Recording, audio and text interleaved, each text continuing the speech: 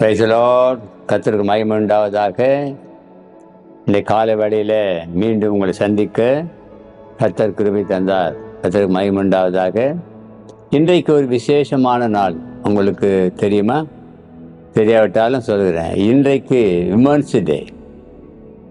Ladies டேன்னு சொல்லலை, women's day என்று சொல்கிறாங்க. அது ஒரு விசேஷத்த நாள்.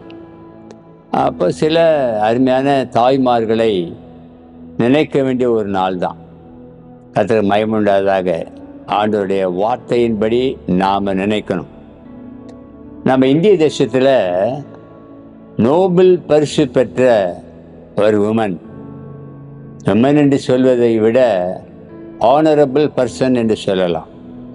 நோபல் பரிசு பெற்ற ஒரே விமன் யாருன்னா அன்னை தெரேசா தான். அன்னை தெரேசா தான் நோபல் பரிசு பெற்றவங்க. அவங்க நம் நாட்டை சேர்ந்தவர்கள் அல்ல. வெளிநாட்டிலே இருந்து தன்னை தியாகம் பண்ணி கொண்டு இந்தியாவுக்கு வந்து குஷ்டரோகிகள் மத்தியில் அவர்கள் ஆண்டவருடைய அன்பை சொல்வது மாத்திரமல்ல, அவர்களைப் போல யாரும் சேவை செய்யலை. நம்ம அதையும் நினைக்கணும் இல்லையா? உண்மைதான். அதை பார்க்கிலும் இந்த பாடுகளின் நாட்களில் இயேசுவின் சிலுவையின் அருகே வசனம் வாசிக்கிறேன். யோவான் 19ஆம் அதிகாரம் 25வது வசனம். இயேசுவின் சிலுவையின் அருகே அவருடைய தாய். இயேசு சிலுவையில் அறையப்பட்டாரு. அங்கே யார் இருக்கிறாங்கன்னு கேட்டால் அவருடைய தாய். அந்த அம்மா பேர் என்ன? மரியாள்.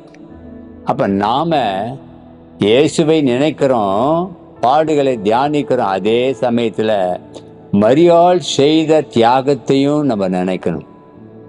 அவங்க ஒரு தியாகம் செய்தாங்க. இயேசுவை ஈண்டெடுத்து இந்த உலகத்துக்கு அவர் தான் ரட்சகர் என்று காண்பித்தாங்க. கர்த்தருக்கு மகிமை உண்டாவதாக. இந்த விமன்ஸ் டேயில் மரியாளையை நாம் நினைக்க வேண்டும் என்று உங்களுக்கு சொல்லுகிறேன். அவர்கள் ஒரு நல்ல ஒரு அருமையான தாய். ஆகவே இயேசுவை காட்டினாங்க உலகத்துக்கு. இயேசுதான் ரட்சகர், இயேசுதான் தெய்வம், இயேசுதான் ஆண்டவர் என்று இந்த உலகத்துக்கு தன்னை வெளிப்படுத்தாமல் ஆண்டவரை வெளிப்படுத்தினாங்க. நீங்கள் நான் யாரை வெளிப்படுத்துகிறோம்? இயேசுவை வெளிப்படுத்துகிறோமா?